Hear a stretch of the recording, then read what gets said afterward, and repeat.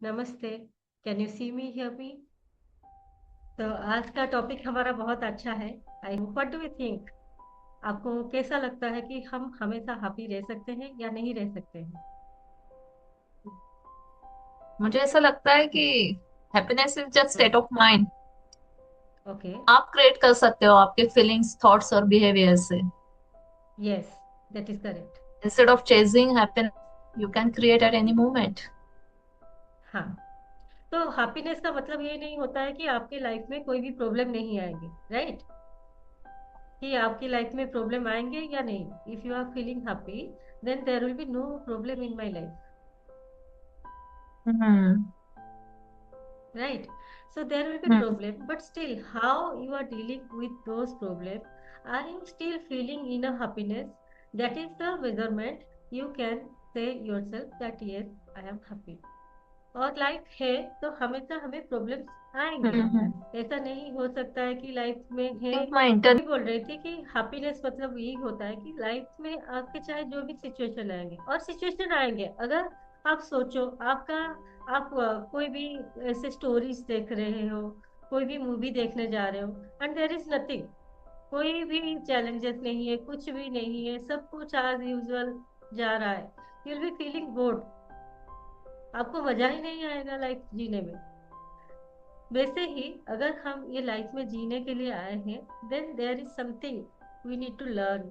और वो लर्निंग्स कैसे होता है? जब हम कोई चैलेंजेस मिलता है फिर हम उसको पार करके जाते हैं। जैसे एक बच्चा स्कूल में भी पढ़ता है, उसको स्टैंडर्ड वन में जब पढ़ता है उसके लिए चैलेंज होता है कि कैसे वो एबीसीडी राइटिंग करे, या फिर अ क ख कैसे लिखे। और ये बहुत चैलेंजिंग होता है उस टाइम पे। बच्चे बोलते हैं कि क्यों आप लोगों को, बहुत पेरेंट्स को बोलते हैं ना, कि आप लोगों को बहुत मजा आए और हमें खाली बोल रहे हो कि पढ़ाई करो पढ़ाई करो। पर हमें पता है कि पढ़ाई करना कितना जरूरी है। और हम उसको वही समझाते हैं कि ये अभी आपको चैलेंजिंग लग रहा है, पर आगे जाके आप देखना, आप जब ये सारी चीजें सीख जाओगे, how enjoying you will B, how you will B enjoying, and you can read everything, you can write everything. तो आपको मजा आने वाला है। तो दिस इज एसेंशियल। वैसे ही लाइफ में हमें मजा आता है तब जब हमारे लाइफ में कभी प्रॉब्लम हो, कभी अच्छाई भी हो, कभी दुख हो, कभी सुख भी हो, है ना? अभी आप मुझे बताओ, अम, आपने जैसे अभी पहले ही कहा कि we can create our happiness. तो ये हैप्पीनेस हमारे सोच में ही होता है ना? यहाँ पे मैं आपको एक स्टोरी बताना चाहूंगी कि एक पर्सन था, उसका एक नया घर था, उसने अपने बेटे के लिए खरीदा था। और एक दिन ऐसा हुआ कि वो वापस जब आया अपने काम से, वो देख रहा है कि वो घर में बहुत जोरों की आग लग गई है। एंड ही स्टार्टेड पैनिक, ओ क्या हो गया, मेरा घर ऐसा जल रहा है, ऐसा, ये तो मैंने बेटे के लिए खरीदा था, क्या हो गया क्या हो गया, like he will be having that heart attack kind of thing. और तभी अ, उसके कोई रिलेटिव्स या जान पहचान के वो आए, और वो उसे बता रहे, अरे नहीं नहीं, ये आपका बेटा के घर नहीं है, उसने तो बेच दिया था, अभी पिछले महीने ही उसने बेच दिया था। फिर वही आदमी जो इतना अभी पैनिक कर रहा था कि पता नहीं हार्ट अटैक आ जाएगा या कुछ हो जाएगा, now again instantly he is कामर। सिचुएशन सेम है, पर उसने अपने आप को स्टोरी दे दिया कि ये तो मेरा नहीं है, मेरे बेटे का नहीं है, तो किसी दूसरे का है। एंड ही स्टार्टेड फीलिंग कामर। फिर इसको किसी और ने आ गए कि और बोले कि नहीं नहीं, वो बेटा सोच रहा था बेचने के लिए, लेकिन उसने तो बेचा नहीं था। तो अगेन ही स्टार्टेड पैनिक। तो आप देख रहे हो कि सिचुएशन चाहे कैसा भी हो, अगर आप अपने थॉट को थोड़ा सा कंट्रोल में रखते हो, in any kind of situation you will be feeling your inner, and that is the definition of happiness. और ये हम कॉन्शियसली हैप्पीनेस में रह सकते हैं। आज हम इसको सीखेंगे कैसे, कैसे हम कॉन्शियसली हैप्पीनेस में रहेंगे कि लाइफ का चाहे कुछ भी सिचुएशन हो, but I will not be feeling, I will not be feeling imbalanced, I will not be panicking, I will not be complaining. ठीक है? तो हम थोड़ा सा यहाँ पे थोड़ा सा इंट्रोस्पेक्ट करेंगे खुद को। मैं आपको पूछना चाहती हूँ, अभी आप अपने थॉट को थोड़ा सा देखें और खुद को पूछें कि आपके दिन भर में मोस्टली जितना टाइम आप जगे हुए रहते हैं, आपको कौन सा वो इमोशन आता है? आपको वो इमोशन पीसफुल होता है, स्ट्रेसफुल होता है, या कंफ्यूजिंग होता है? अगर आपके पास नोटबुक कॉपी है, पेन है, then write it down. I am also writing down, and it is very powerful. Trust me, if you are doing this, you'll be finding very powerfully it is. तो आपको पहले बताना है कि how you are feeling.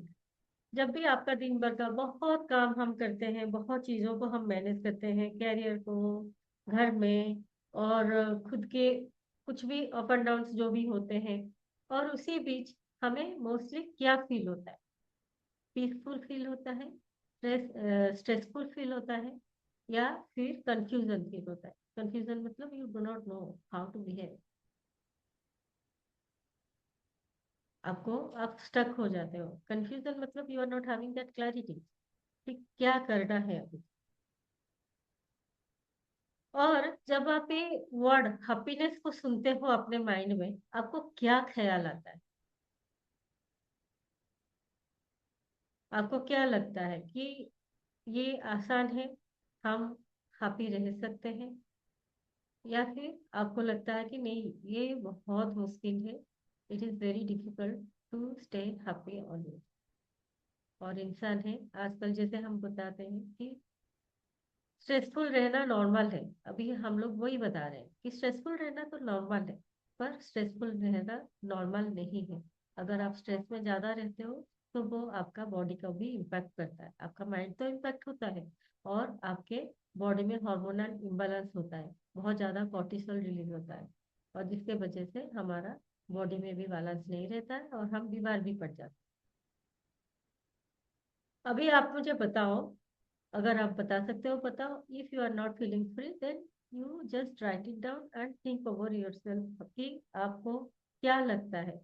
आप जब stress में रहते हो, तब आप वो उसको ऑब्जर्व कर पाते हो. जैसे मैंने अभी को स्टोरी बताया कि जैसे ही उसने सुना कि ये उसके बेटे का घर नहीं है, तो उसने क्या हुआ, ऑब्जर्वर मोड में आ गया. उसको और वो स्ट्रेसफुल नहीं लगा, जबकि घर तो किसी का जल रहा था, but he was not feeling that.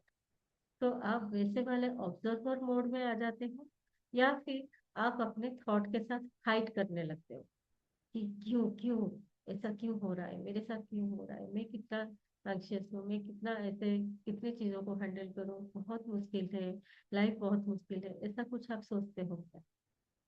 तो write it down whatever you are thinking. हो गया? Now we will be going through our next step. पहला है हमें खुद के थॉट को ऑब्जर्व करना है. Now the next step comes, that is acceptance.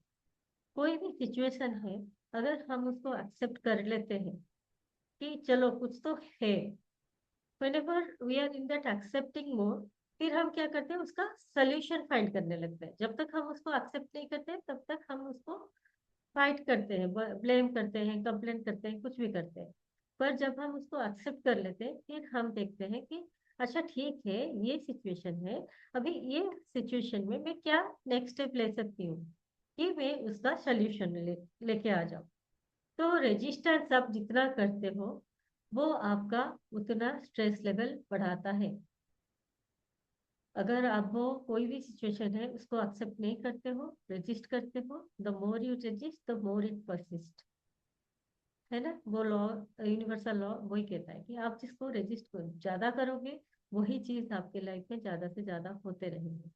और उसका उल्टा हो जाता है, जब आप उसको एक्सेप्ट कर लेते हो, you will be instantly coming to that peaceful state of mind. यहाँ पे हम थोड़ा सा रिफ्लेक्ट करेंगे. आप बताओ, is there any situation in your life that you are resisting instead of accepting? कोई ऐसा सिचुएशन है क्या आपके लाइफ में, जो आपको लग रहा है कि this is not good, this should not happen, मेरे साथ है क्यों, वही दूसरे के साथ हो जाए तो चलेगा? जैसे वो पर्सन ने देख लिया कि कोई दूसरे का घर जल रहा है तो वो चलेगा, पर उसके बेटे का घर जले, ओ हो वो नहीं हो सकता. तो हम दूसरे के प्रॉब्लम को इतना हार्ड नहीं लेते, पर खुद का कुछ हो जाए तो बहुत हमें पैनिक हो जाता है। तो क्या आप कौन से स्टेज में हो? आप अपने जो भी लाइफ में सिचुएशन जा रहा है, are you in that resisting stage और आर यू एक्सेप्टिंग इट? कि हाँ चलो, लाइफ है तो कभी प्रॉब्लम है तो कभी अच्छा ही भी है। हो सकता है ये कुछ सिखाने आया है और आगे इसका कुछ अच्छा आउटकम आ सकता है। अगर आप रेजिस्टेंस स्टेज में हो तो आप उसको लिखो। और अगर आपको लग रहा है कि नहीं, बहुत ज्यादा चैलेंजिंग सिचुएशन है, तो आप सोचो कि ऐसे वाले सिचुएशन में आप क्या स्टेप ले सकते हो। और उसके लिए अपने खुद के पास्ट इवेंट को थोड़ा सा सोचो, कहाँ कहाँ पे आपको कोई चैलेंजेस आए थे और वहां पे आपने अच्छे से डील कर लिया। जब आप अपने माइंड को एविडेंस देते हो कि ये I can deal, I have dealt with such kind of situation, वो वाला सिचुएशन बहुत चैलेंजिंग था, पर देखो हम तो पार आ गए, वो टाइम भी चला गया। जब आप माइंड को वैसे वाले स्टोरी देते हो तो आप देखोगे आपका दिमाग इंस्टेंटली शांत हो जाएगा। And you will be feeling, even though that situation is challenging, but you will be feeling inner peace inside you. आ गया? am I clear? Acceptance stage. तो फर्स्ट है आपको ऑब्जर्व करना है, second stage is acceptance stage. अभी ये अगर हो गया, देन हम क्या करेंगे? वो जो कंप्लेनिंग स्टेज में थे कि व्हाई मी, मेरे साथ ही क्यों, अब मैं क्या करूं, वो वाला स्टेज हमारा चेंज हो जाता है। अभी हम थर्ड स्टेज में आता है, जहाँ पे हम पॉसिबिलिटीज को देखते हैं, जहाँ पे हम वो सल्यूशन को ढूंढते हैं। जब हम कोई चीज को एक्सेप्ट कर लेते तो हम वो कंप्लेनिंग मोड में नहीं रहते, फिर हम उसके बाद सल्यूशन को ढूंढते हैं। राइट? तो यहाँ पे हम क्या करेंगे? हम देखेंगे अगर कोई चीज गलत हो गया तो मेरा डिफॉल्ट रिएक्शन कैसे रहता है। अगर कोई चीज गलत हो गया मेरे लाइफ में तो मैं इंस्टेंटली कैसे बिहेव करती हूँ? क्या मैं फियरफुल हो जाती हूँ, या फिर उसको ऑब्जर्वर मोड में जाके देखने की कोशिश करती हूँ, क्यूरियस होती हूँ कि वो सिचुएशन मुझे कुछ सिखाने आया है क्या, उस सिचुएशन से मैं कुछ सीख सकती हूँ क्या, या कौन सा एंगल में मैं फोकस करूँ कि मुझे सल्यूशन मिल जाए। यहाँ पे हम अपने पैटर्न को थोड़ा सा देखेंगे कि कोई भी चैलेंजिंग सिचुएशन होता है तो बाय डिफॉल्ट हमारा रेस्पॉन्स कैसा होता है? रिएक्शन मोड में आ जाते हैं, एंग्सियस मोड में आ जाते हैं, या फिर उसको ऑब्जर्वर मोड में जाके, एक्सेप्टेंस मोड में जाके उसका सल्यूशन निकालते हैं। अगर आप विश्वास करते हो कि happiness is a choice, right, अगर आपका हैप्पीनेस आप चूज करते हो, तो क्या ये सिचुएशन के ऊपर डिपेंडेंट है या आपके ऊपर डिपेंडेंट है? What do you believe? ये आपके सिचुएशन के ऊपर डिपेंडेंट है? आप अनम्यूट करके बता सकते हो या फिर चैट में लिख सकते हो। आपको क्या बिलीव होता है कि अगर हैप्पीनेस आप ही का चॉइस है तो ये सिचुएशन के ऊपर डिपेंडेंट है या फिर आपके कंट्रोल में है? आप किसको कंट्रोल दे रहे हो, सिचुएशन को, या वो कंट्रोल आप ही के हाथ में है? अभी हम थोड़ा सा प्रैक्टिस करेंगे कि हम अगर खुद का हैप्पीनेस हमें अभी पता है कि we can choose our own happiness, तो मैं क्या तो प्रैक्टिस करूं, डेली प्रैक्टिस, जिससे मुझे रोज में वो हैप्पीनेस स्टेट ऑफ माइंड में रहूं। उसके लिए दो तीन प्रैक्टिस लगेंगे। जैसे हम लोग, जो भी हमारा स्टेट ऑफ माइंड है वो माइंड मेंटल है, लेकिन वो हमारा बॉडी को भी इम्पेक्ट करता है, ठीक है ना? जब आप दुखी होते हो तो आपका चेहरा उतर जाता है, आपका चाल बदल जाता है, आपकी बोली बदल जाती है।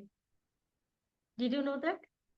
वैसे ही अगर आप इंस्टेंटली हैप्पीनेस फील करना चाहते हो, आप थोड़ा सा अपना बॉडी लैंग्वेज चेंज करो, थोड़ा सा मूवमेंट करो, क्योंकि हमारे इमोशंस बॉडी के डिफरेंट पार्ट में स्टक होके रह जाते हैं। जब हम बॉडी को मूव करते हैं तो वो इमोशंस फ्लो में आ जाते हैं, और हम जो पैनिक फील कर रहे थे वो थोड़ा इंस्टेंटली कम हो जाता है।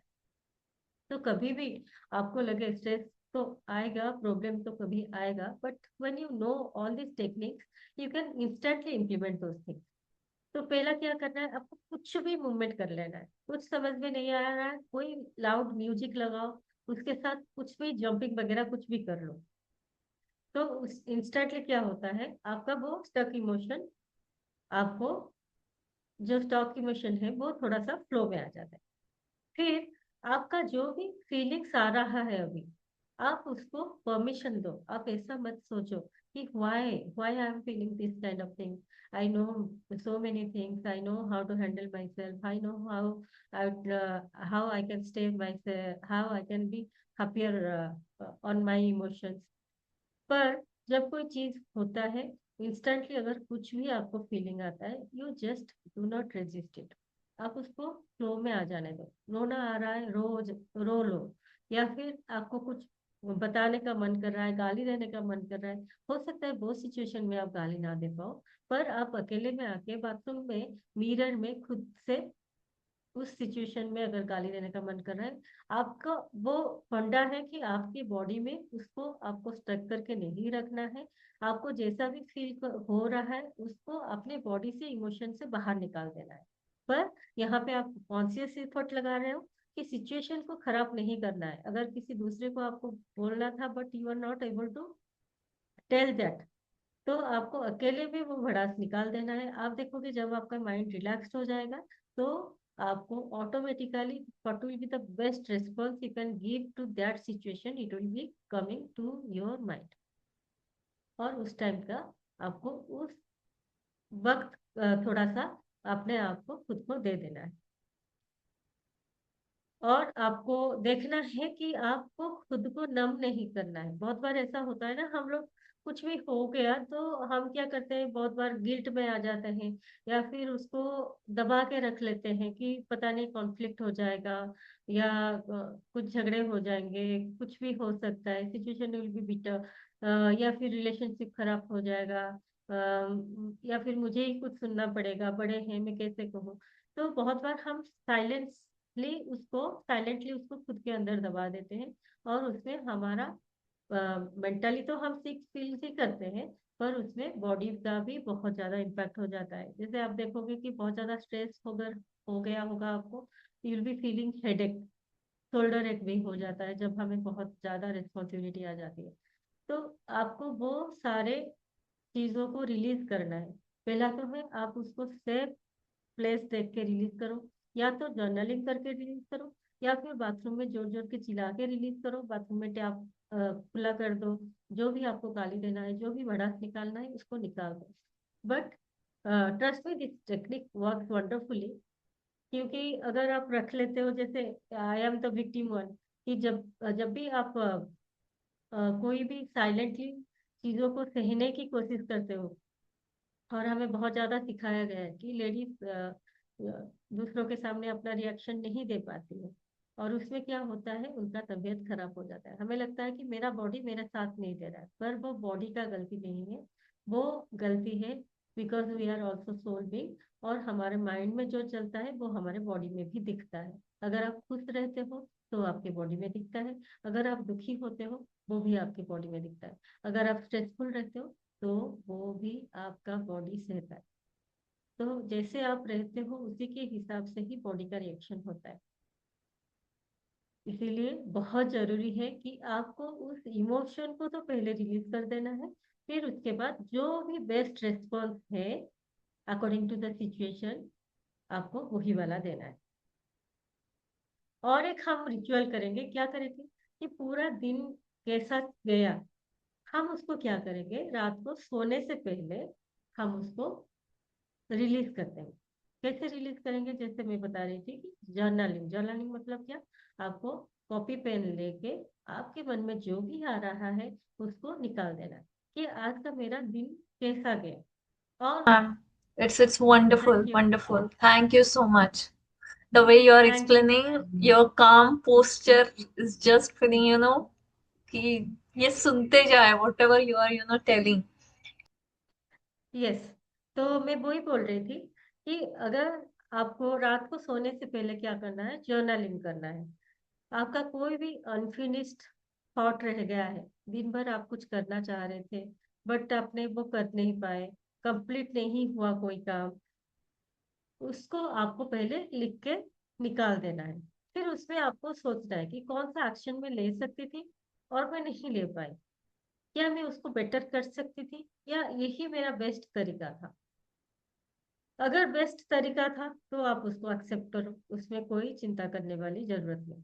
अगर आपको लग रहा था कि और कुछ कर लेना चाहिए था, तो फिर आप उसमें जो भी स्टेप ले सकते हो उसको राइट डाउन। फिर हम क्या करेंगे, आप उसमें लिखो कि क्या छोटी सी चीज आप आज कर सकते हो जिससे आपका दिन पीसफुली जाए। तो आपको वही सोचना है कि आज का मेरा दिन जैसा भी गया, अभी मैं क्या करूं कि आई बी फीलिंग पीसफुल, और उसके लिए क्या है, gratitude is the best practice. तो दिन भर जो जो भी चीजें आपकी लाइफ में अच्छा गया, उसके लिए आप उसी टाइम पे ग्रैटिट्यूड करो।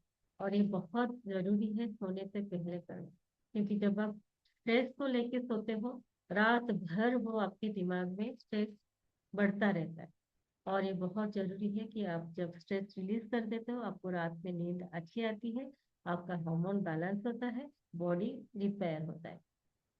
इसीलिए आप अपना स्ट्रेस को रिलीज करो और ग्रैटिट्यूड दो कि दिन भर जो भी अच्छा गया, आपको खाने को 3 टाइम का मिला, आपको रहने का अच्छा मिला, आपको कोई एक इवेंट शायद सही नहीं गया पर बाकी दूसरे सब इवेंट अच्छे से गए, तो उसी चीजों को ऊपर आपको फोकस करना है। आप देखोगे जब आप ग्रैटिट्यूड के ऊपर फोकस करते हो, तो आपका माइंड जो स्ट्रेसफुल हो रहा था वो इंस्टेंटली पीसफुल हो जाता है। और वही हमें चाहिए कि हमें हैप्पीनेस में रहना है, कॉन्शियसली। अभी हमें जब पता है कि हम क्या क्या चीजें इम्प्लीमेंट कर सकते हैं, कैसे अपने बॉडी को मूव कर सकते हैं, कैसे अपना प्रेजेंस ला सकते हैं डेली हैबिट्स में, बॉडी अवेयरनेस में कैसे हम ना अपना प्रेजेंस ला सकते हैं, जर्नलिंग करके कैसे निकाल सकते हैं, कैसे एक्सेप्ट कर सकते हैं, कैसे अवेयर हो सकते हैं, कैसे ऑब्जर्वर मोड पे जा सकते हैं। These are all beautiful techniques and easily can be implemented. Instead of going through the stressful situation over and over again in your mind, और पूरा दिन खराब हो जाता है या फिर हफ्ता महीना खराब हो जाता है, आप अगर ये वाला चीजों करते हो, तो आप देखोगे आधे घंटा मैक्सिमम 10 मिनट्स में भी आपका कितना रिलीज हो जाता है, और आपका पूरा दिन पूरा रात आराम से जाता है। Next day will be beginning again of fresh day in a fresh mindset. अब आप मुझे बताओ कि अभी तक आपने जितना भी सुना, उसमें से कौन सा वाला स्टेप आप उसको इम्प्लीमेंट करना चाहते हो, और कौन सा चीज आपको बहुत अच्छा लगा कि yes I can implement this habit. Yes, अगर happiness is your responsibility, your happiness is your responsibility, right? आप ही का चॉइस है कि आप कैसे हैप्पीनेस स्टेट ऑफ माइंड में रह सकते हो। तो आप कौन सा वो चीज है जिसको आज से अभी से चेंज करना चाहोगे? Reflect on that. I B living you with this homework for today, कि अगर आप ये रिकॉर्डिंग देख रहे हो या लाइव सेशन में हो, but you have to work on yourself कि ये अगर आपने सेशन पूरा सुना है और ये स्टेप्स सारे सुने हैं, and these are all very effective steps, बहुत कम समय में आप इसको प्रैक्टिस कर सकते हो। इसके लिए कोई ज़रूरी नहीं है कि बहुत ज़्यादा टाइम आपको लगेगा, कभी भी नहीं लगता है। 10-15 मिनट भी बहुत इफेक्टिव होता है।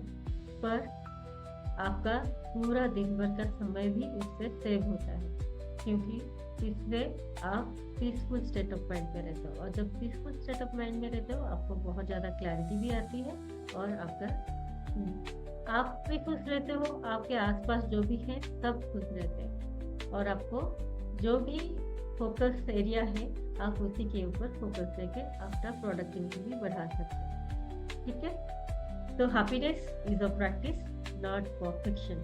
आपको परफेक्ट करने की जरूरत नहीं है, आपको बस हर रोज इसको प्रैक्टिस करना है। और मेरा व्हाट्सएप ग्रुप ज्वाइन करें, जिससे हम आपके साथ लाइव जुड़ पाएंगे। ये जूम सेशन में आप क्वेरी कर सकते हैं, और हम आगे से जब भी वेबिनार होता है, कुछ भी नोटिफिकेशन देना होता है, उसका भी मैं आपको शेयर कर सकती हूँ। Thank you so much. जय जगन्नाथ। सी यू अगेन नेक्स्ट वीक।